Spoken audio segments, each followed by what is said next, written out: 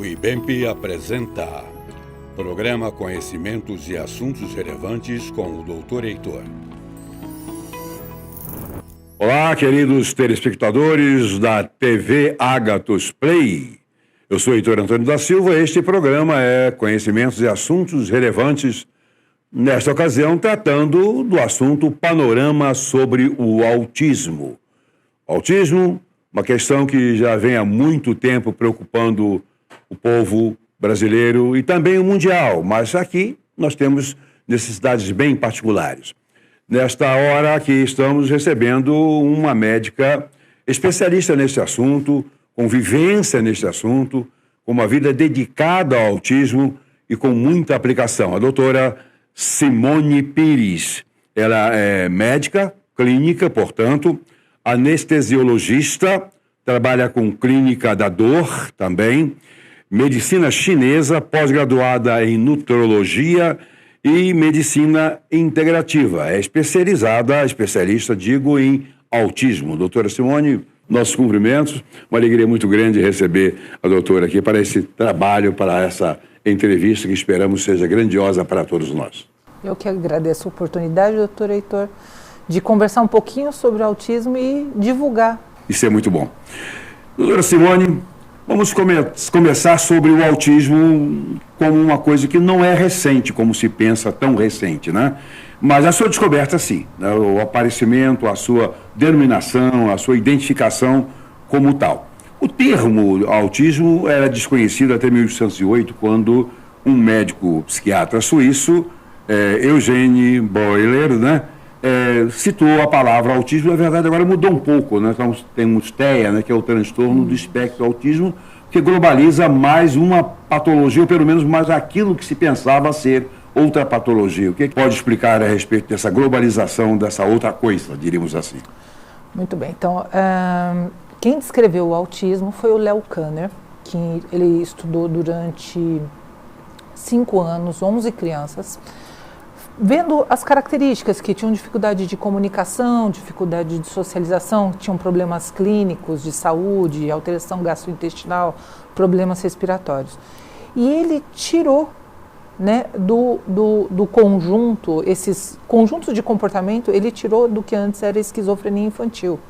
Então, logo no início, antes de ter o termo autismo, muitas pessoas devem ter ficado sem diagnóstico, e muitos devem ter sido diagnosticados de uma maneira errônea e muito se confundiu com a esquizofrenia na infância. Então, por isso era muito comum, ali na década de 60, de 70, ainda ter uma diferença e ainda saber pouca diferenciação. Hoje em dia, nós temos o DSM-5, né, que é um manual de saúde mental, onde tem os padrões, as classificações para autismo. E então a gente tem critérios, tanto os critérios A quanto o critério B. Mas essas classificações, elas têm mudado ao longo do tempo, e hoje a gente fala em transtorno do espectro autista. Então, é um grande guarda-chuva. Inclui até o Asperger, no caso. Exato. Não existe mais, hoje em dia, a terminologia Asperger ou SOE, que eram sem outras especificações, ou TID e TGD. Todos caíram dentro do autismo. Mas provavelmente nós tínhamos autistas não diagnosticados, bem antes do que Leo Kanner descreveu em 1938, e até talvez antes de 1800. Atualmente eles fazem alguns comparativos com algumas pessoas da história, do que a gente tem de história, para falar assim, será que essa pessoa tinha características de autismo? E uma delas, inclusive, foi um dos apóstolos.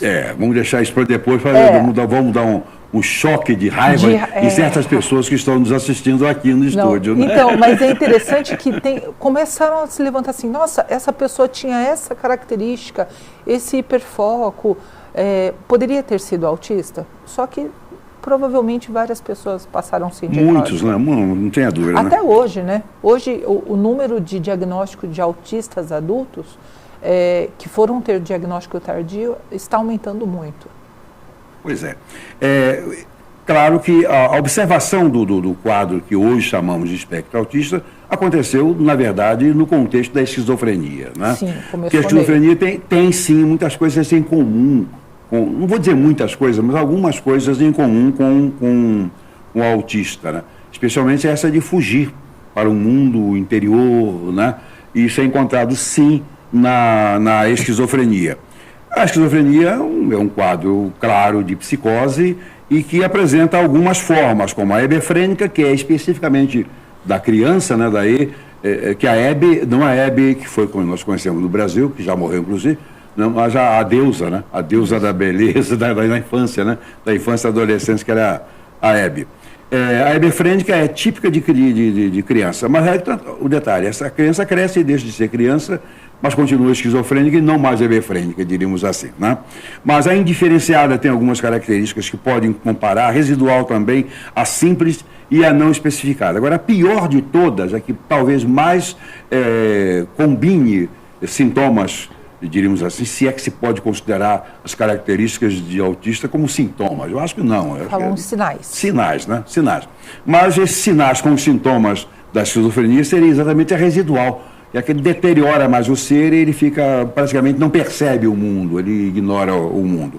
Só que a maneira do esquizofrênico residual ignorar o mundo não é a maneira do autista, diríamos assim, ignorar, porque ele não ignora.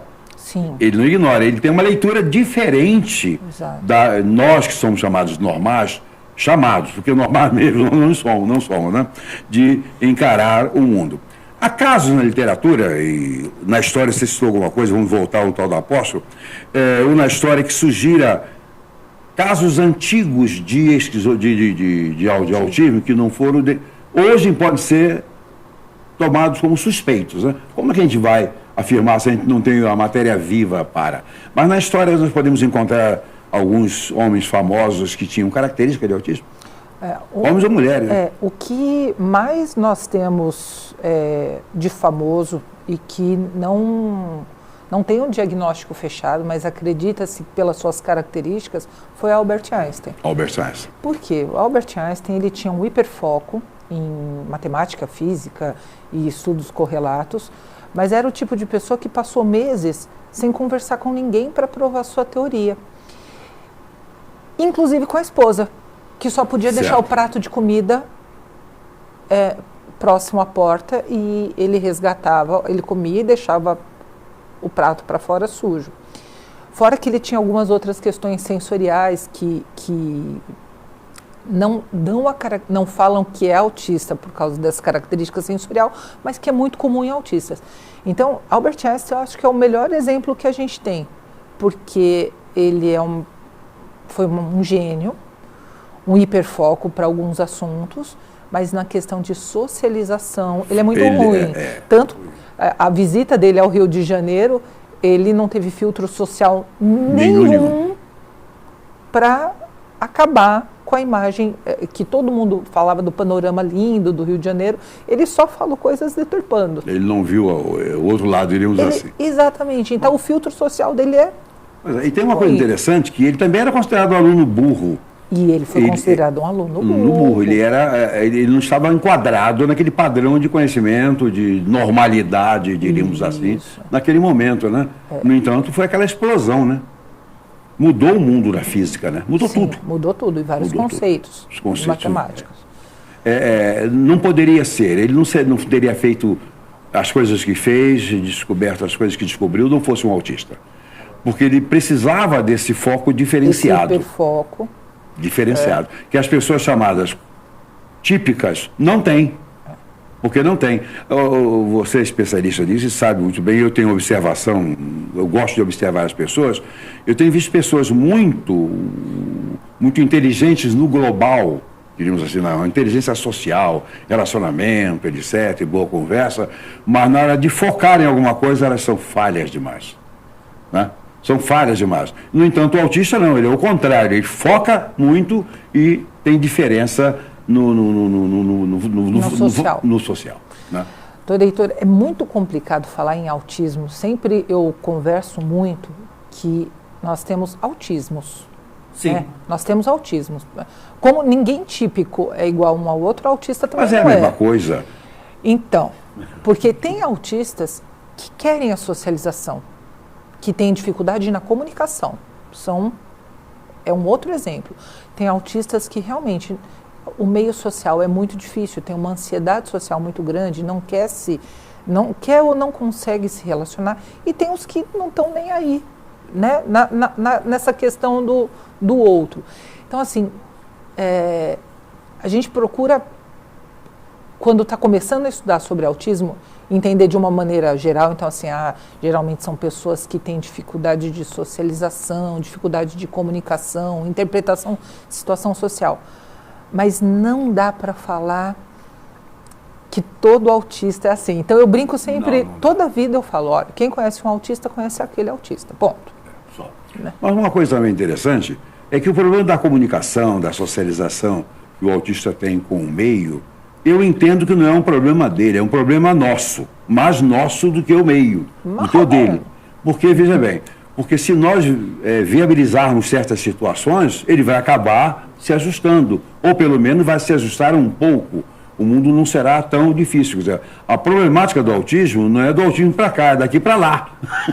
Olha, eu acho que nós temos dificuldades nos dois caminhos. Então, o nosso caminho difícil, nós considerados típicos, o nosso caminho, às vezes, é porque o nosso pensamento,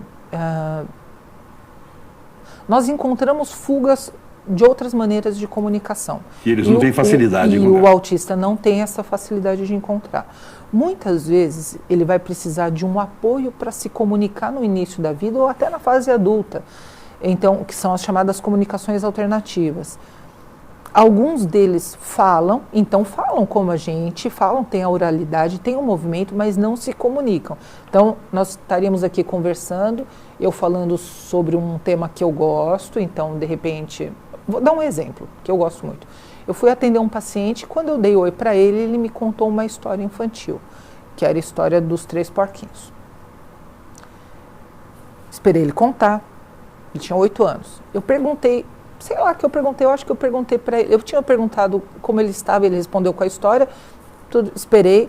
Eu falei, você sabe o que veio fazer aqui hoje? Ele contou de novo a história. Então, não é que ele não falava, mas ele não usava essa linguagem de maneira funcional. E, ao mesmo tempo, a gente tem pessoas autistas que não falam verbalmente, mas que se comunicam muito bem através de comunicações alternativas. Então, a gente tem diversos tipos de comunicação alternativa, com dispositivos eletrônicos ou não, né? Aqui no Rio de Janeiro, aqui na cidade do Rio, tem muito costume dos multigestos e eu acho extremamente difícil. Então, a comunicação alternativa com POD, com PECs, né, as alternativas que a gente tem, SnapWords, QuadWords, são muito mais ricas para nós entendermos o que eles querem nos dizer. Então, assim, eu acho que tem um problema dos dois caminhos. Correto. Agora veja, doutora, nós falamos de típicos e atípicos, nós temos uma população hoje de mais ou menos 8 bilhões de pessoas no mundo, né? Se somarmos todos os que nasceram e morreram lá, desde Abel até agora há pouco, deve ter morrido um monte, quem não está sabendo, se juntar tudo isso aí, passa de 50 bilhões, segundo alguns analíticos, né? E não se vai encontrar uma pessoa no mundo que seja igual a outra, dentro dos chamados típicos, chamados normais. E no meio desses normais nós temos sociopatas, temos criminosos de todo tipo, temos pessoas perversas, e estou falando de perversão mesmo, como patologia. Sim. Temos tudo isso aí, olhado assim no atacado, todo mundo parece normal, né? Estudam nas mesmas escolas, nas mesmas universidades, fazem as mesmas pesquisas, dirigem os mesmos carros, etc. E não tem ninguém igual ao outro. O mundo do autismo é a mesma coisa, não tem um autista igual ao outro. Exato. E não pode ter, não pode ter. Porque o que o ser humano é? O ser humano é um complexo de informações, de células, de maneira como essas células absorvem a informação. O ser humano, na verdade, é um microcosmos. Né? E o micro tem um macro. O macro está aí, é o universo, e o micro é o ser humano. Mas nós temos tudo desse todo, e o autismo também é assim. Então tem que entender, cada autista é um autista é um caso, é uma maneira de ser. Isso dificulta ou aumenta, digamos assim, a a nossa vocação, o nosso desejo de resolver o problema. Acho que é as duas coisas, né? Eu acho que dificulta muito, porque não vai ter uma fórmula, não vai ter uma receita de bolo para fazer e dar certo para todo mundo. E isso dentro da escolaridade, isso dentro da vida de trabalho, isso dentro de saúde. Então, eu não posso pensar que todo autista vai responder da mesma maneira na mesma terapia e que uma única terapia vai dar certo para todo mundo. Se a gente fala que tem autismos e eu estou pensando num tratamento para minimizar comorbidades ou mesmo dificuldades de comunicação, não vai dar certo ser um para todo mundo. Então, eu estudo autismo desde 2002 e sempre se procura muito coisas para melhorar a qualidade de vida. Então, de repente sai lá, teve a febre da erva de São João, mas tiveram outras febres também. Então, nós estudamos que tal medicação ou tal suplemento ou tal terapia tem um resultado muito bom em 150 autistas. A gente não sabe, por exemplo, não vai conseguir aquele mesmo bom resultado para todos. Para todos. Não vai conseguir. Então, eu vou dar um exemplo de uma medicação que é usada. A gente costuma usar uma medicação chamada ocitocina. Nós temos ocitocina, mas o autista ele tem umas alterações no receptor, no ATX, e ele pode ter uma socialização diminuída por falta de ação adequada nesse mecanismo chave-fechadura da ocitocina. Então, para alguns autistas, nós fazemos a ocitocina, ele tem uma ótima resposta em termos de socialização. Ele aumenta o querer se socializar. Né? Para todos os autistas? Não. Não. Mas uma boa parte vai responder bem. Então, é muito difícil, e o que dificulta muito nesse fenótipo tão ampliado do autismo é você querer um único caminho. Não vai ter um único caminho para todo mundo. Mas, doutor, vê bem, é óbvio que você sabe isso. Até na alopatia, a gente viu um medicamento que funciona muito bem para um, não funciona para o outro. Exato. Não é? Exato. Por quê? Não é por causa do medicamento, é por causa da pessoa. É por causa da pessoa. É o terreno biológico dela. Exatamente, é esse o universo. Bom, vamos dar uma paradinha para descansar um pouco, tomar água, um cafezinho, respirar fundo e voltar para continuar o nervosismo. O IBEMP, Instituto Brasileiro Evangélico Memória Pastoral de Caráter Filantrópico, associou-se ao Banco Santander, que administra fundos financeiros, e criou um plano de investimentos com alta rentabilidade. Convidamos você para se associar e, assim, realizar os seus sonhos com segurança e tranquilidade. Venha para o IBEMP. Saiba mais em ibemp.com.br. Telespectadores da TV Agathos Play, do programa Conhecimentos e Assuntos Relevantes. Aqui estamos com um panorama sobre o autismo, já avançando nesse programa com a nossa querida doutora Simone Pires, médica clínica, especialista da área, com uma atuação fabulosa, rica, produtiva mesmo nesse assunto. Casos contemporâneos, doutora, que aceleraram as pesquisas e estudos sobre o autismo.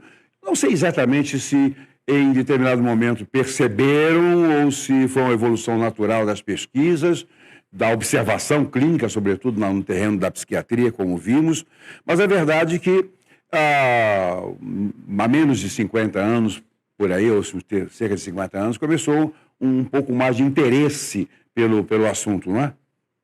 O interesse, Léo Kanner fez lá o diagnóstico inicial, o Asperger estava estudando alguns garotos também na Áustria e na Alemanha, mas nós percebemos que depois de 1970 começaram mais estudos e aqui no Brasil parece que houve um boom de informação de 2018 para cá. No Brasil e no mundo como um todo. Não sei se é associado porque o novo DSM, não sei se porque eles estão percebendo o tanto que aumentou a porcentagem de diagnóstico e não consegue se atribuir que todo esse aumento que houve de diagnóstico é por causa da melhoria em si. Então acredita que houve uma melhoria do diagnóstico, mas houve um aumento da incidência de autismo e ele já virou uma epidemia. Então, Para o senhor ter uma ideia, a poliomielite ela foi considerada uma epidemia quando era 1 para 400, né? A gente Pois tem é. 1 para 36 de autismo.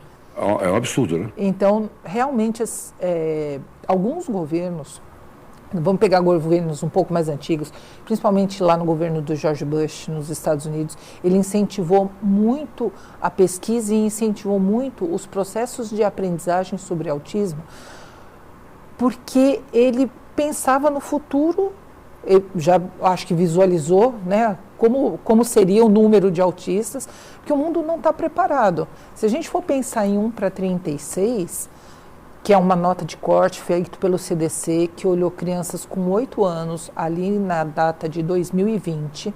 Então, todo ano o CDC pega todas as crianças de 8 anos e vê se elas estão no espectro ou se elas têm alguma outra alteração de desenvolvimento. Então, em 2020, saiu essa estatística dos meninos de 8 anos, encontrando 1 para cada 36. Uma das Coreias, que eu nunca me lembro qual é a Coreia, já é 1 para 38 desde 2015. Então, eles já têm um marcador maior. E a gente sabe que existem regiões do planeta onde tem mais autistas, né? E aí entram os fatores epigenéticos, e a gente sabe que onde tem mais poluição nós temos mais autismo, e onde nós temos menos poluição existe uma incidência menor.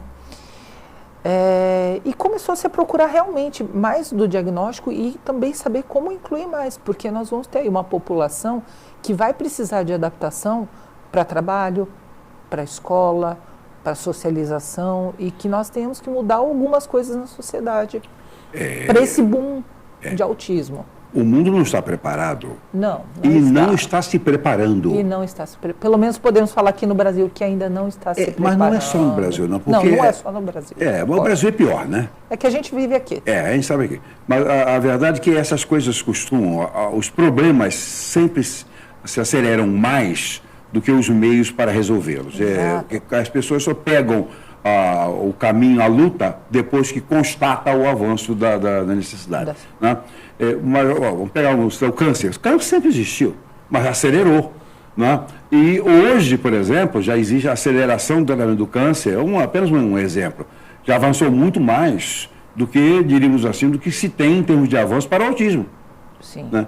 Por quê? Porque houve um crescimento, um boom nessa área. Então, espero que haja também um boom de crescimento de metodologias, de recursos na área do autismo, porque vai ficar complicado o mundo. Porque esse número aí de 36, de 1 para 36, é um número assim razoável? Porque toda pesquisa ela se cerca de mecanismos de defesa para não exagerar. Eu não creio que seja só isso. Pode ser um número maior. Pode ser um número maior. Pode ser maior. Aliás, eu tenho certeza que é um número maior. Porque tem muita gente, tem muitas famílias que até escondem outras doenças. Por que não vai esconder do autismo? Então, e uma pessoa com autismo nível 1 de suporte, que é aquela pessoa que precisa de um pouco de suporte para a sua independência, muitas vezes as famílias realmente às vezes não tem nem o diagnóstico, só passa com uma pessoa que é um pouco diferente das outras. E vai empurrando a vida. E vai empurrando. E outras pessoas com nível 1, realmente a família não conta. O que é muito importante a gente sempre pontuar, doutor Heitor, é que nós temos, e que eu acho que isso é muito importante mesmo, o pensamento do autista é um pensamento dentro da neurodiversidade. E eu sou apaixonada pelo assunto, eu sou apaixonada pela maneira como eles pensam, eu acho que ele tem que ser muito respeitado. E o que a gente tem que colocar sempre muito em evidência é que essa pessoa, o que ela tem que ter é uma maneira dela poder se comunicar, respeitar a neurodiversidade dela, mas uma maneira dela poder se comunicar e a gente diminuir as comorbidades clínicas, porque tudo se fala, é do autismo, então está se batendo, é do autismo, está fazendo tal coisa, é do autismo. E às vezes não é, às vezes a pessoa está fazendo uma autolesão ou uma lesão no outro, porque é a única maneira que ela tem de se comunicar. Se comunicar. Então isso precisa mudar. Se tornar visível também, né? Se tornar visível. Eu fiz um levantamento em São Paulo da invisibilidade do autista. A invisibilidade é aquele momento que a gente não tem o serviço apropriado para o autismo. Então, assim, não tem uma academia que se preparou para isso, não tem uns serviços públicos, a gente pensando em serviços públicos. Ignorado pela sociedade. E a gente pensando em serviços públicos. No serviço público, a invisibilidade do autista começa aos 14 anos em São Paulo. São Paulo capital, que é onde eu moro. Daí as pessoas falam assim para mim, nossa, mas deve ser muito pior no interior. A realidade que eu vejo não é. Pelo contrário, eu atendo pacientes do Brasil inteiro e muitas cidades do interior estão procurando se capacitar de uma maneira muito melhor para receber essa população do que nas grandes capitais, que tudo é mais difícil. Porque a visibilidade das pessoas nas cidades menores é maior. Ela é maior. Ela é maior, né? Ela é maior. Isso é interessante, ainda bem, né, que se está usando o caminho inverso, né?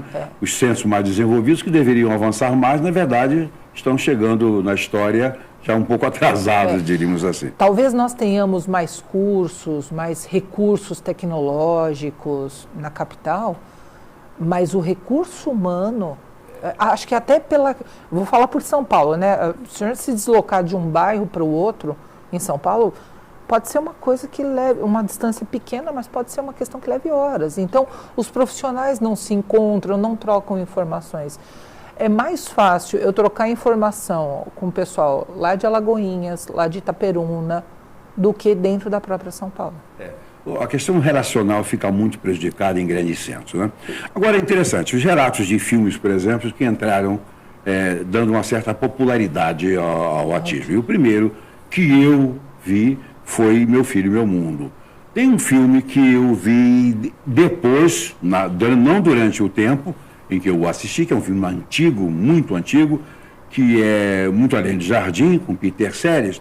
Naquele momento em que eu vi, não sabia nem da existência do autismo, não tinha essa consciência. Ou melhor, eu não tinha consciência dele, não sabia mesmo, né? Mas nesse filme, Meu Filho, Meu Mundo, que foi um caso claro, clássico de autismo, ele conclui, ou pelo menos o filme é concluído com uma história de cura. Então, isso aí é compatível?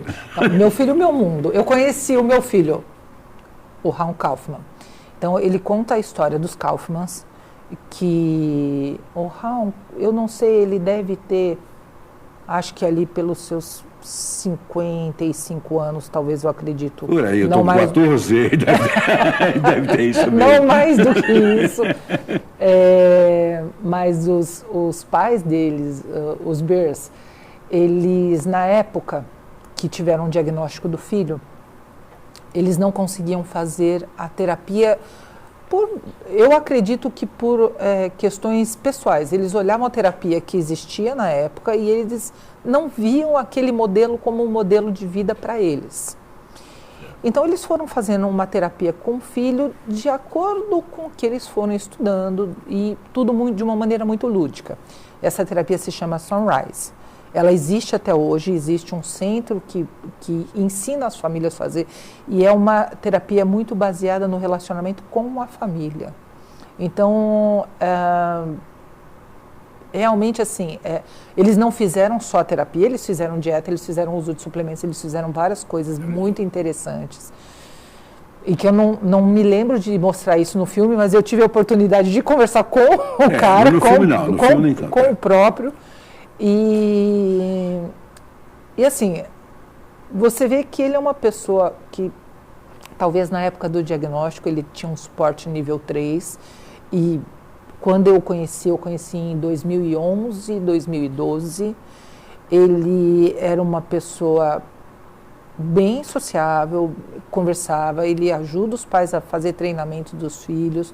Ele tem um pensamento neurodiverso, ele não saiu do espectro, mas é uma pessoa que está completamente independente, é casado, tem filhas, tem uma profissão. Então, assim, eu acho que é o que toda família que tem uma pessoa com autismo quer, que ele seja feliz e independente. Mas ele é autista. Mas ele é autista. Então, a cura no sentido de remissão do quadro, não. Mas ele é uma pessoa com... É o ideal de cura, né? Ele é uma autonomia, exatamente. Então, é aquilo que a gente conversa. Doutor, eu não tenho... eu não tenho que curar essa neurodiversidade, mas eu tenho que dar condições para ele ser uma pessoa feliz e autônoma. Mas é isso, porque na verdade a cura é isso. É isso. Né? Isso é a cura. Não é tornar inexistente um quadro, porque eu prefiro continuar como eu sou do que não ser curado na perspectiva dos outros. Exato. Porque é isso. É a perspectiva fulano do por quê? Estou parecido com ele? Isso é cura? Não, isso não é. Estamos lidando com um mundo totalmente diferente das patologias fisiológicas comuns que se conhece aí. Nós estamos lidando com uma situação que é realmente um desafio. O que tem que fazer é pensar nesse indivíduo como ele mesmo, de uma maneira funcional, feliz, resolvida, porque eu garanto que ele, tanto quanto os outros autistas regulados, são muito mais felizes do que aquela expectativa que as pessoas têm de felicidade para com o outro. Nós temos um nível muito alto de depressão e ansiedade e ideação suicida em autistas adultos. Mas eu acredito muito, isso daí é mais estudado no nível de suporte 1. Eu acredito muito que é pela dificuldade que eles têm justamente na expectativa do outro. Do outro, é exatamente isso. A dificuldade que ele tem para se encaixar no grupo, naquele grupo de outros. As dificuldades inerentes à socialização. E no caso dos suicidas, por exemplo, não autista, é a dificuldade dele tem de se relacionar com ele mesmo. Né? Ou seja, é tudo a mesma coisa, só em perspectivas e óticas diferentes. Haveria casos de quadros classificados como esquizofrenia que hoje definiríamos como autista, ou seja, lá no passado o indivíduo era um autista. Era considerado um esquizofrênico, mas de fato hoje ele seria um autista, por exemplo. Tem um pintor famoso aí, etc., que decepou a própria orelha dele. Né? Ele é tratado como sendo um camarada, tido historicamente como sendo um camarada com um nível de doença mental, tal. Né? Mas, para aí, eu vejo que seria um indivíduo tão desajustado que, para querer aparecer, cortou a própria orelha? Não é uma coisa a pensar, eu não estou afirmando nada, eu não sou especialista em autismo aqui. Eu vejo assim, não seria um jeito dele aparecer perante o próximo? Poderia ser. Poderia. Né? Alguns artistas, né, também lembrando, como o Einstein, alguns artistas, eles não foram tidos na época como autistas. Porque não existia. Porque não existia, mas um deles, por exemplo, Beethoven, que também foi considerado hoje com várias características do TEA, né, que é transtorno do espectro autista. E existem autistas que também têm traços de personalidade esquizoide ou esquizofrenia. Em 2012, acreditava-se que 8% dos autistas poderiam desenvolver esquizofrenia na infância. E esse número aumentou. Né? Então, as comorbidades... Então, a pessoa ser autista não quer dizer que ela não possa ter autismo e depressão. Pode. Autismo e esquizofrenia, autismo e ansiedade, autismo e TOC. Ela pode ter todas as outras comorbidades dentro da saúde mental. Agora, que teve muita gente com um diagnóstico de esquizofrenia na infância que era autismo... Que era autismo, sim. Provavelmente antes de 1950 era bem comum. Mas Beethoven, por exemplo, que citou, era um camarada, em termos de comparação com os típicos, era totalmente desregulado. Sim. Ele era totalmente desregulado, comparando-se com os típicos de então. Sim. Né? Então, ele tinha, sim, uma característica bem provável de autismo. Só que naquela época não se tinha o nome, nem se tinha o perfil, não se tinha o espectro delineado, etc.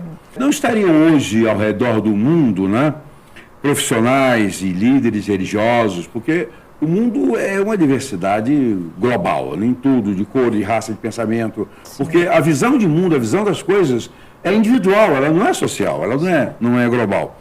Mas neste mundo, né, onde temos países subdesenvolvidos com mania de grandeza, que é o caso do Brasil, mais ainda da Argentina, a Argentina acha que é mais evoluída do que nós, etc. Países desenvolvidos como os Estados Unidos, Canadá, Alemanha, mas com algumas coisas curiosas, né? Eles medicalizam mais aqui até do que nós aqui. Enfim, mas pelo esse mundo afora de pessoas diferentes, de intelectuais diferentes, não estariam essas pessoas e até líderes religiosos, porque a questão no mundo religioso é uma loucura. Sim. né? Nós temos o criacionismo dentro do judaísmo, dentro do cristianismo, dentro do islamismo, né? Mas você tem um mundo religioso nos países orientais, que é uma coisa assombrosa. Mas não estariam esses líderes parados pelo mundo atribuindo aos autistas classificações errôneas, né? Atribuindo fenomenologia espiritual, etc. Isso não poderia ocorrer? O mesmo quadro acontece com a esquizofrenia, né? Que também, muitas vezes, acreditam-se ser doenças espirituais. Ou virtudes espirituais. Ou virtudes espirituais. Então, assim, eu não tenho ideia como anda isso hoje em dia pelo mundo. Mas a gente sabe que tem nações onde o autismo, mesmo quando diagnosticado, ele é tratado de uma maneira um pouco diferente. Então, vou dar um exemplo. Existem algumas áreas na China, que eu acho que não é a China inteira, quando o seu filho tem uma suspeita de alteração de neurodesenvolvimento, sendo autista ou não, ele é entregue para o governo. E o governo leva ele para um centro de tratamento, né? E não fica com os pais. Nesse centro de tratamento, o princípio básico deles, o chinês tem os seus próprios costumes, mas eles têm uns princípios básicos. Se a criança tem muita estereotipia motora é, por exemplo, ela fazer flapping, ou correr na ponta do pé, gritando, muita frequência dessa estereotipia, eles põem essa criança em processos físicos mais extenuantes. Então, eu não sei se o senhor vai se lembrar, uma criança de 3 anos que faleceu, foi antes da pandemia, deve ter sido 2017, 2018. Ela andou 10 quilômetros sem tomar água. E a criança morreu realmente pelo desequilíbrio hidroeletrolítico, que ela teve desidratação e tal. Mas assim, só para o senhor ter uma ideia como são tratados ao redor do mundo. Então, lá na China não é uma questão de espiritualidade, não é isso que eles colocam, mas eles colocam a funcionalidade. É bizarro, né? É diferente. É diferente. Bom, então já, você citou esse caso aí, né?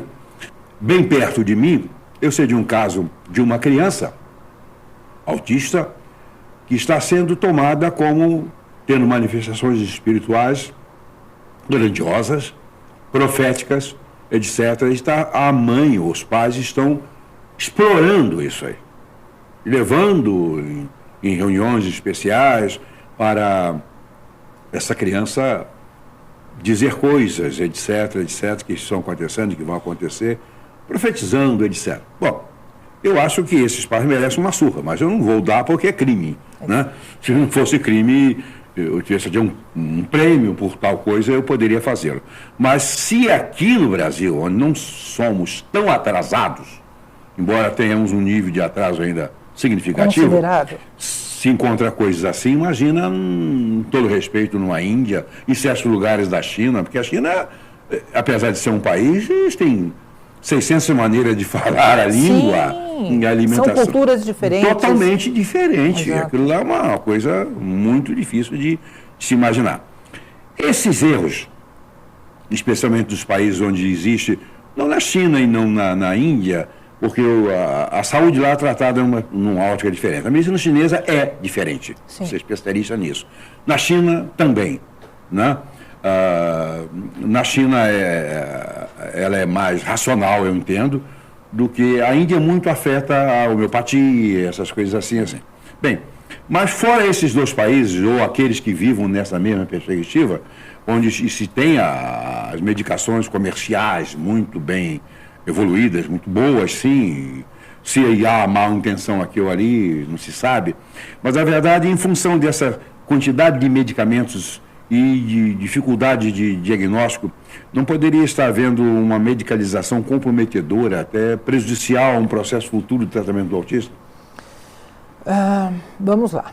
Primeiro, quando nós falamos em autismo, nós não temos uma medicação para autismo, mas nós temos medicações para comorbidades. Então, o que o FDA, né, um órgão regulatório dos Estados Unidos, diz para a gente? Olha, O autista que está se agredindo ou agredindo ao outro, ele pode usar o antipsicótico e a primeira escolha é a risperidona, a segunda escolha é o aripiprazol. Então, esse é o modelo que a gente tem.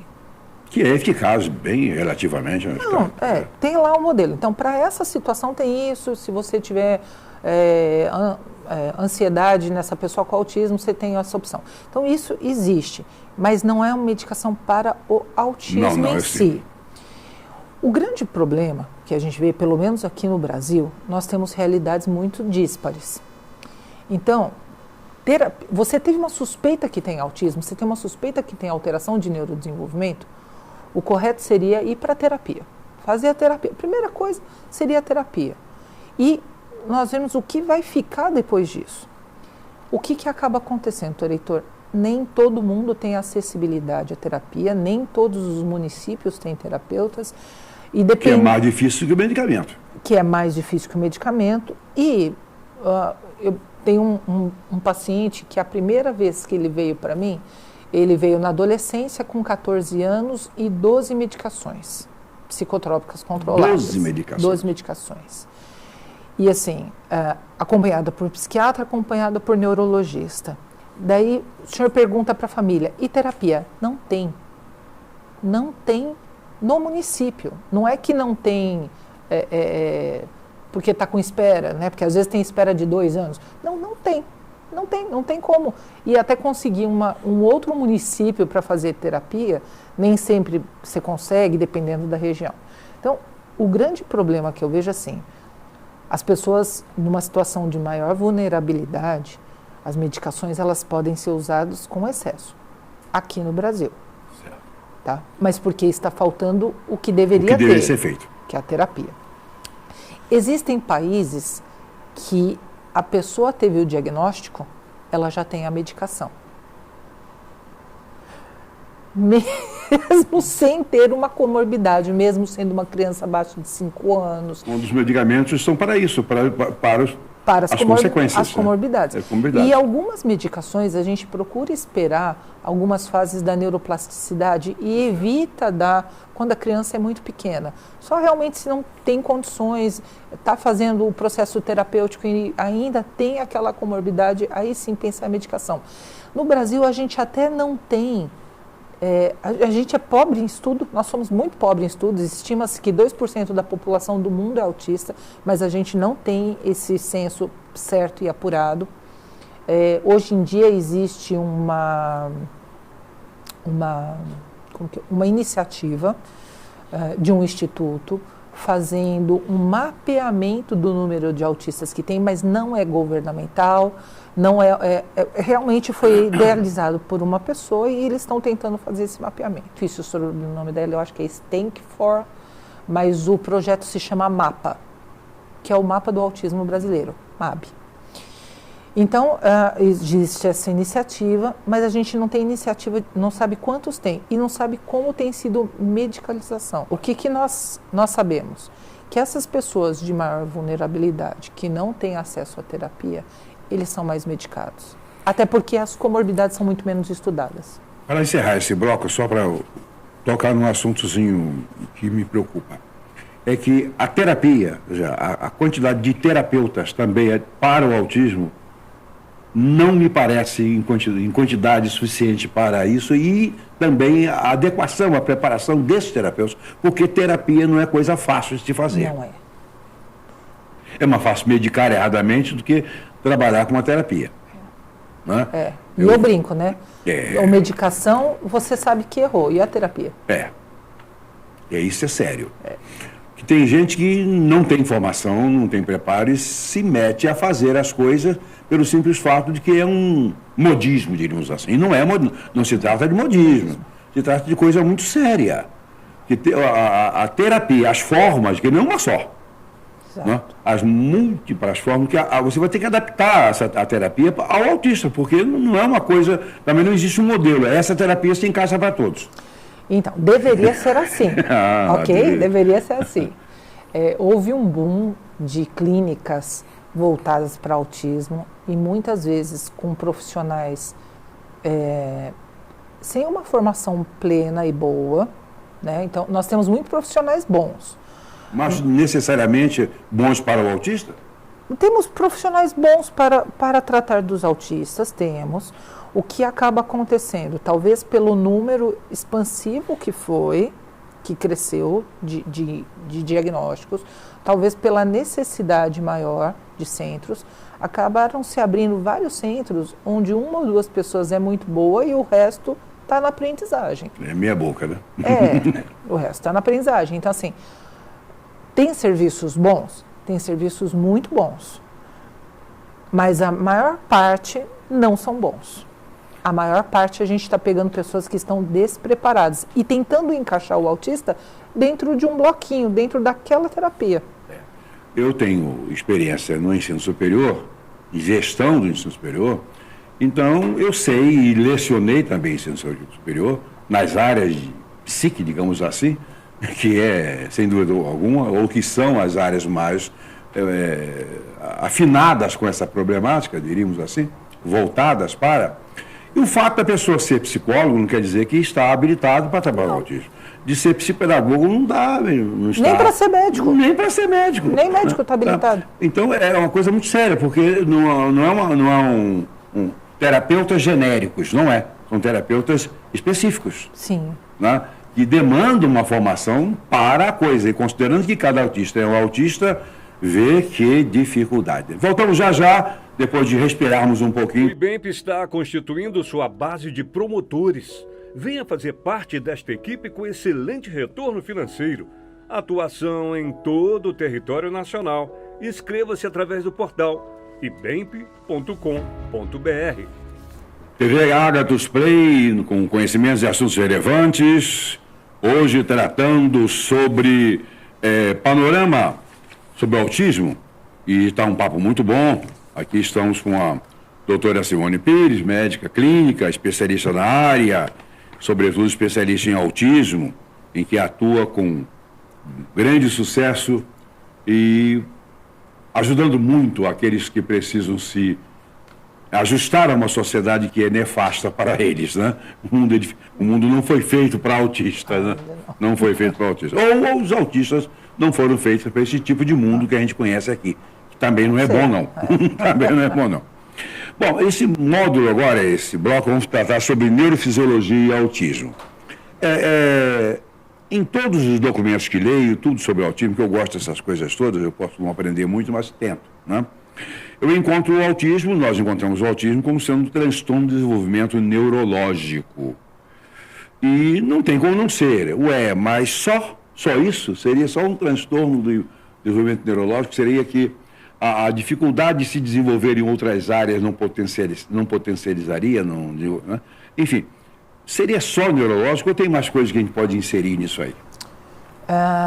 O autismo, quando ele foi descrito inicialmente, naqueles 11 casos iniciais, Léo Kanner, ele colocou a dificuldade da comunicação, a dificuldade da interação social, os movimentos repetitivos, mas ele também colocou a parte clínica. Então, a dificuldade respiratória, que os meninos tinham asma, bronquite, e as dificuldades gastrointestinais, que dos 11, 7 tinham problemas gastrointestinais. Então, lá atrás, acreditava-se que o autismo, como a gente faz o diagnóstico? Pela clínica, pela alteração do desenvolvimento. Então, o atraso da fala, o interesse restrito, o movimento repetitivo. Então, a gente, baseado no DSM-5, nós temos lá o diagnóstico. Mas o que nós vemos é que não é só neurologicamente que ele tem um comprometimento, ele tem um comprometimento global. Ele pode ter um comprometimento motor, ele pode ter um comprometimento gastrointestinal. Nós sabemos que o autista, ele é um pró-inflamado, ele tem as citocinas inflamatórias elevadas e esses dados eles já são todos descritos, bem descritos, tem bastante trabalho. Abriu-se tem uma linha de pesquisa muito nova que tem vindo de 5 anos para cá, estudando muito o sistema nervoso autônomo, porque o autista ele tem um sistema nervoso autônomo simpático aumentado, então ele vive num estado de alerta maior e o parasimpático dele é diminuído. Então nós temos, todo mundo vê o desenvolvimento, o neurodesenvolvimento, mas nós temos um ser humano que é tem características completamente diversas do que a gente tem. Em termos holísticos, ele está ajustado ao mundo de uma maneira diferente que os chamados típicos. Exatamente. Então, ele tem um sistema de alerta aumentado, ele é um cidadão que é mais pró-inflamado, né? Então ele tem mais potencialidade de ter doenças inflamatórias, as colites, rinite, sinusite. Ele é mais propenso ao câncer do que a população geral. Então a gente tem, não está só na cabeça. Em face disso, até a questão mental também pode ser diferente. Pode não, é diferente. É diferente. É diferente. É diferente também. A questão a resposta da neurodiversidade é muito diferente. Então, por isso que nós brincamos, quando eu vou tratar uma pessoa com as suas comorbidades, eu não vou alterar a sua mente. A mente dele vai continuar neurodiversa da mesma maneira. O que nós vamos mudar é a qualidade de vida, é a saúde. Os meios econômicos, o mundo todo gira em torno do dinheiro, né? Lamentavelmente, não tem nem como dizer lamentavelmente, porque o mundo nunca foi diferente, né? Eu não tenho como consertar o mundo. Eu, às vezes, até fico pensando, Deus poderia me chamar para algumas reuniões com ele lá, para dar umas ideias para ele. Dar umas ideias. Ele não chama porque sabe que as minhas ideias não vão funcionar. Então, ele já bloqueou. Já bloqueou esse contato, né? Mas nós vemos, a pandemia esteve aí, de certa forma nós temos resquícios dela por aí, e quanta gente se aproveitou da situação para ganhar dinheiro. Sim. Laboratórios enormes, inventaram remédios, enfim, fizeram mil coisas para ganhar dinheiro. Né? E isso também, eu acho que o autismo também não ficaria de fora. Eu acho que pode ter gente também levando algum tipo de vantagem aí. Pode, eu não posso acusar ninguém. Mas todas essas atitudes seriam irresponsáveis. Mas nós não podemos fugir da irresponsabilidade humana. Nós temos que trabalhar para o bem, para resolver, se não resolver, minimizar a problemática das pessoas. Isso se aplica muito. E eu fico preocupado, porque eu dei aula em vários cursos na área de saúde mental, psiquiatria, etc. E estava dando aula num curso de saúde da família, lá pela instituição da qual eu era diretor, então era faculdade, depois tornou estrutura universitária, centro universitário. E eu estava dando aula, que eu sempre dei aula desde 72, né? E dando aula de alguma coisa, e uma funcionária, uma profissional de saúde que servia aquele município, disse que as despesas daquele município com Ritalina era simplesmente uma coisa louca. Era a maior despesa da área de saúde. Eu citei o medicamento, como não tenho aqui o nome científico, soltei o comercial. Não sou contra o nome comercial. Sim. É um medicamento necessário. Mas abusar, fazer uso abusivo de certos medicamentos, em qualquer situação é uma atitude criminosa, né? Mas existe alguma coisa, algum tipo de medicamento que esteja sendo usado abusivamente no autismo, quando ele não seria necessário? Vamos lá, o metilfenidato, que é a Ritalina, que a maior indicação dele é para o distúrbio do déficit de atenção e hiperatividade. Essa medicação ela está sendo abusada como um todo. Sim. Né? Então, eu não sei se querem que as crianças deixem de ser crianças, porque criança é um sujeito animado, é uma pessoa... É uma etapa da vida necessária. É uma etapa da vida gostosa, necessária, e que vai ter a sua própria agitação. Eu insisto no sair da infância. Então, não é tudo de bom? Só que ela está sendo muito... a infância está tendo muita prescrição médica. Para quê? Para que as crianças fiquem mais concentradas, rendam mais, né? Não sei culturalmente como é isso em toda a região do Brasil, mas em São Paulo é uma preocupação desde sempre. Vai passar em qual universidade? Vai para fora? Vai isso? Nota do Enem? Nota não sei o quê. Então, no caso do metilfenidato, existe uma hiperprescrição. O autismo, ele tem uma hiperprescrição, mas realmente para quem a gente tem uma situação de vulnerabilidade. Necessário, caso necessário mesmo. Não é nem que é necessário, mas é que não tem outra opção. Não tem alternativa. Então, não tem outra opção. Então certo. acaba se medicando, às vezes, com um antipsicótico, um ansiolítico, um antidepressivo, mais uma medicação para sono. E assim vai de acordo com a necessidade. Porque cai justamente, doutor Heitor, naquela coisa da invisibilidade. Se eu penso, vamos lá, vamos pegar uma pessoa, um garoto autista de 14 anos, um nível 3 de suporte, que é aquela pessoa que precisa de muita ajuda, que não tem autonomia. Em determinados municípios, ele não vai ter nem escola para frequentar.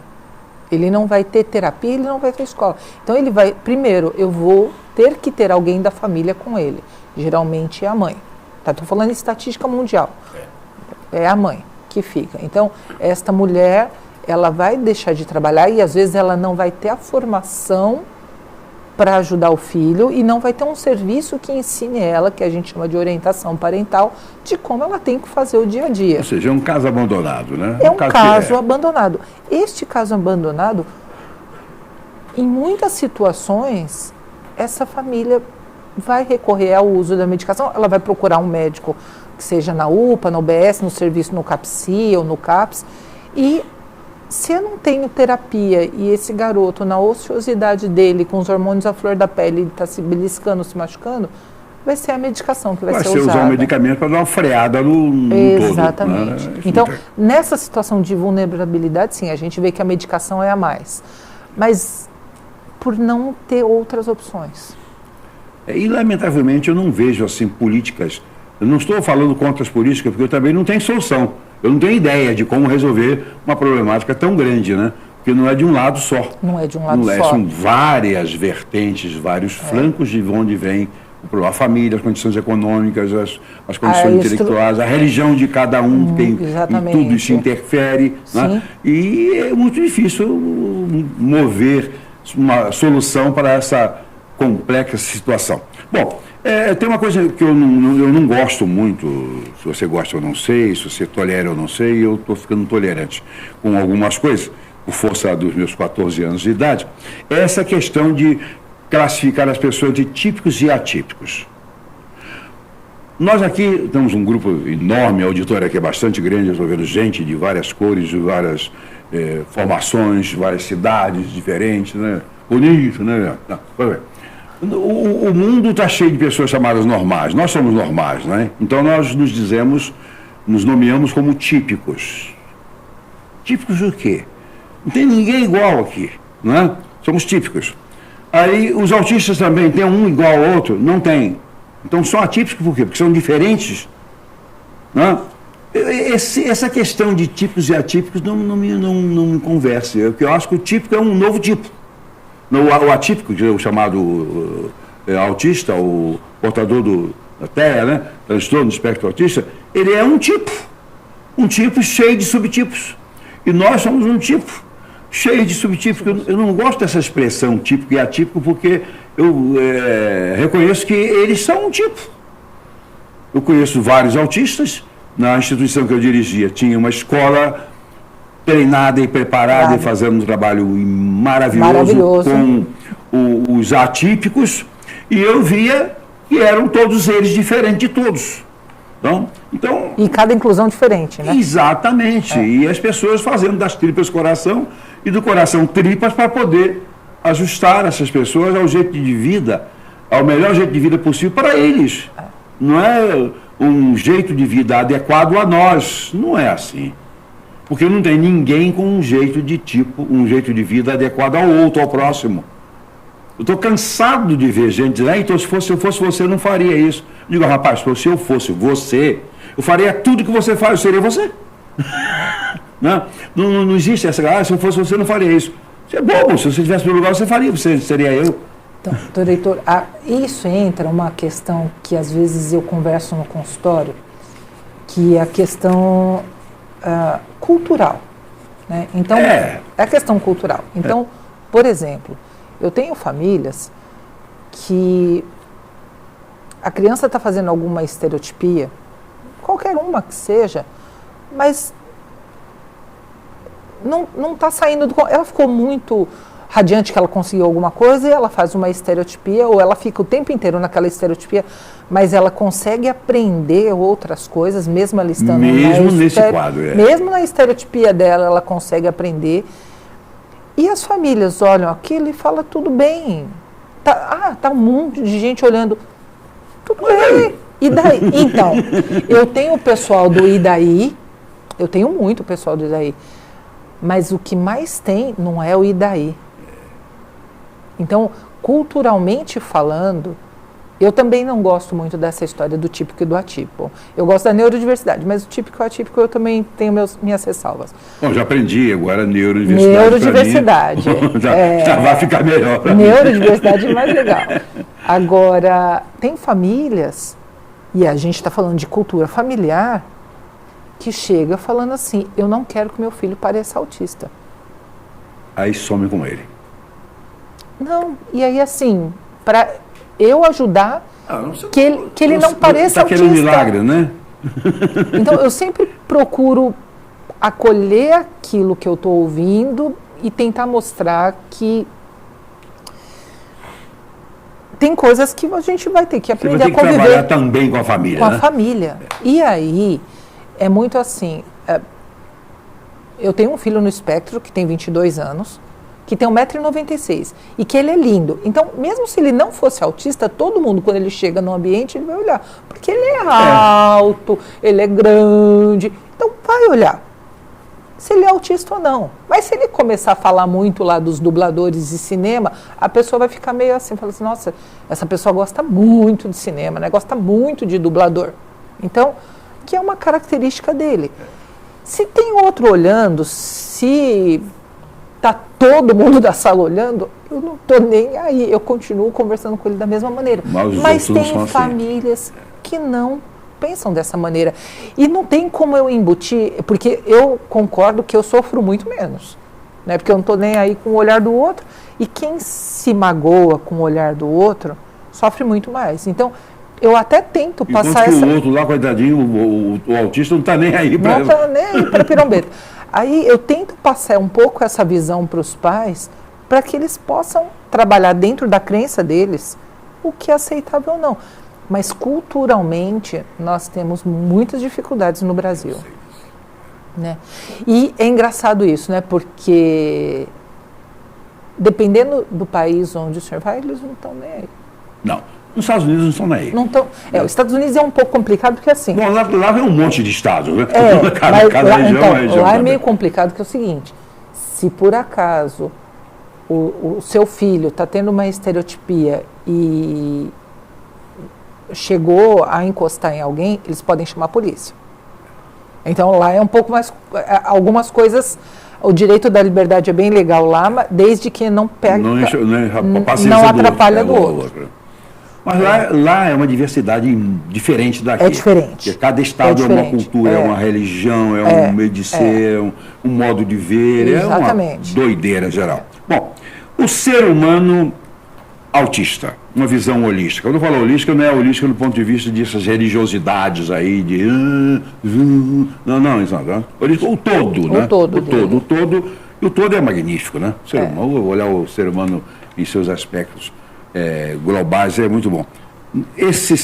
Olhar o autista na visão holística, como uma médica que pegou a sua vida e colocou no altar dessa causa, porque eu sei que você faz isso, né? Mais ou menos isso. Não, mas você sabe disso, você tem consciência disso, você tem a sua vida no altar dessa causa. Como é que você vê? Eu vejo que assim, nós precisamos ainda muito de divulgar sobre o autismo, porque as pessoas ainda guardam aquela ideia que o autista é o Rayman, né, do Dustin Hoffman e o Tom Cruise. E não é isso, né? A gente tem uma diversidade muito grande. Nós temos que olhar para esse ser humano, independente do autismo dele, e ver toda a parte clínica dele. Que ver se ele tem alteração de sono, se ele tem alteração gastrointestinal, se ele tem problemas de saúde. Eu me atrevo até a falar na questão da espiritualidade, não da religião, mas da espiritualidade, porque a espiritualidade da família tem um impacto na vida dessa pessoa. Então, eu acredito que nós temos que falar muito sobre autismo, divulgar, porque vai ser a melhor maneira da gente poder aprender e ver o que nós precisamos fazer para adaptar o ambiente para eles, porque algumas vezes a gente vai precisar adaptar o ambiente, e o que nós vamos precisar fazer com eles para adaptar nesse nosso mundo caótico que a gente vive, para eles também terem um impacto um pouco reduzido. Eu acredito muito, eu gosto de trabalhar com autista. Eu adoro o tema do autismo em si, eu adoro estudar, mas eu gosto muito de trabalhar com autista, ainda mais na fase que eu peguei eles desde pequenininho e hoje são adultos, alguns, e eles mesmos me mandam mensagem, eles mesmos trocam uma ideia, eles colocam as dificuldades que eles passam, ou tem um feedback maravilhoso da coisa. Fantástico, então, ou os acertos que estão acontecendo na vida, e aí eu acho que a ideia é justamente essa, a gente olhar para aquele ser humano e tentar dar a melhor qualidade possível para ele e para a família. Porque é possível a inclusão, é possível ele seguir o caminho que ele quer, mas a gente às vezes vai ter que construir junto esse caminho. A parte clínica, eu diria assim, a clínica em termos de saúde como um todo, é mais fácil, porque os exames vão... O exame vai lá e me mostra. Te mostra, Isa, o que você precisa fazer, o que tem que inserir, o que tem que tirar, etc, etc. Mas, doutor Heitor, o grande problema que a gente tem hoje em dia é que tudo é atribuído ainda para o autismo. Olha, esse estudo do que eu faço, ele começou em 1970. Está aí com 53 anos e a gente, que foi o Dr. Hinland, que começou lá atrás, que é olhar essa história de medicina funcional, integrativa e tal, começou lá atrás com o pessoal do movimento DEN. E hoje a gente ainda briga entre colegas, briga numa maneira de dizer, a gente ainda tem um trabalho ainda de explicar para os colegas, tanto para o pediatra quanto para o clínico, a importância da investigação clínica, porque ela é totalmente renegada. Então, ok, tem autismo, já vamos, ou tem uma suspeita, vamos para a terapia. A primeira coisa, passo. Terapia, ponto. Mas o segundo passo, vamos ver a condição clínica. Não adianta essa pessoa não dormir à noite e querer que ela renda no dia seguinte terapia. Imagina o senhor ficar sem dormir, o senhor, doutor Heitor, dormindo 2 horas por noite, durante, sei lá, 2, 3 meses, e aí vem um terapeuta e fala assim, olha, doutor Heitor, o senhor tem que ter pique para pegar a sua criança de dia e o senhor chega às 18 horas do trabalho, das 18 às 20 o senhor tem que brincar com ela e repetir essa terapia e fazer tal coisa. O senhor trabalhou o dia inteiro e não dormiu à noite. Qual que é a sua disposição, o seu bom humor para isso? Sem chance. Então, assim, não adianta. Uma criança com dor, ela não vai conseguir ficar sentada e aprender o que está sendo dado. Não vai, não tem jeito. Então, enquanto a gente não mudar essa cultura de investigação clínica, provavelmente muita terapia vai demorar para surtir o efeito. Vai ser até ineficaz, porque como é que se... Né? Um autista pode sentir uma dor, porque ele sente, porque todos nós sentimos, e também não tem como dizer o que está doendo, o quanto está doendo. O quanto está doendo. Nós temos, alguns autistas têm uma alteração num receptor chamado NMDA. Então, ele pode sentir a dor como uma sensação diferente. Então, por exemplo, uma coisa que não dói, cortar o cabelo, para ele pode doer. Pode doer. Cortar a unha, pode doer. E não necessariamente ele consegue te mostrar o lugar que está doendo ou qual dor ele está tendo.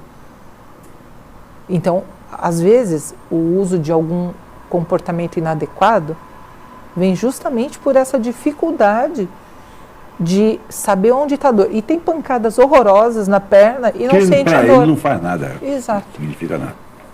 Doutora, tem mais alguma coisa que a senhora gostaria de enfatizar, dar um show para nós aí, com o seu conhecimento, com a sua vida, com a sua dedicação? Olha, eu acho que nós temos que resumir alguns pontos. O primeiro ponto, tem um atraso de linguagem, tem uma suspeita de alteração de desenvolvimento, e você ouviu do pediatra que é o tempo do seu filho, vai atrás de uma segunda opinião. Primeira coisa. Segunda coisa, suspeitou que tem autismo, comece a terapia. Mesmo que não seja aquela que você vai ficar, mas comece uma terapia. E, em geral, a primeira terapia que a gente acredita que a maior parte dos pais procuram é a fono, por causa da questão de linguagem, do atraso de linguagem. E o terceiro, não deixe de investigar a parte clínica. Ela faz uma diferença brutal na qualidade de vida dessa família. E é isso. Bom, e agradecer ao senhor. Antes de agradecer, falando da segunda opinião, um brasileiro foi a um país da África, né? E lá estava visitando aquelas coisas lindas lá do interior da África, do Saara, etc. Passou mal e foi consultar um médico daquela cultura, um médico daquela raça, e o cara examinou e disse: olha, o senhor está muito mal, vai morrer em 3 meses. Ele disse assim: mas doutor, que é isso? Eu saí do meu país bem, não tinha nada, como é que o senhor está dizendo que vou morrer em 3 meses? Então eu faço questão de uma segunda opinião. Ele disse: pois não, o senhor também é muito feio. Doutora Simone Pires, médica clínica, anestesiologista, clínica da dor, medicina chinesa, pós-graduada em nutrologia e medicina integrativa e autismo. Muito obrigado pela participação deste programa. Eu espero que tenha contribuído e certamente vai contribuir para esclarecer muitas pessoas deste Brasil que amamos, em todo o mundo de língua portuguesa. E se esse programa chegar na plataforma espacial internacional e tiver alguém que entenda português, né, que agregue também alguma coisa lá para tornarmos este mundo melhor para os autistas e os autistas adequados do que for possível a essa vida terrível que a gente leva aqui na Terra. Deus abençoe você, ser muito sucesso no seu trabalho. Tá? Obrigado. Semana que vem estamos aqui com mais um programa, Conhecimentos e Assuntos Relevantes, tratando de panorama para alguma coisa que vai interessar bastante a você. TV Agathos Play, com você para o Brasil e o mundo. Felicidades. Até lá.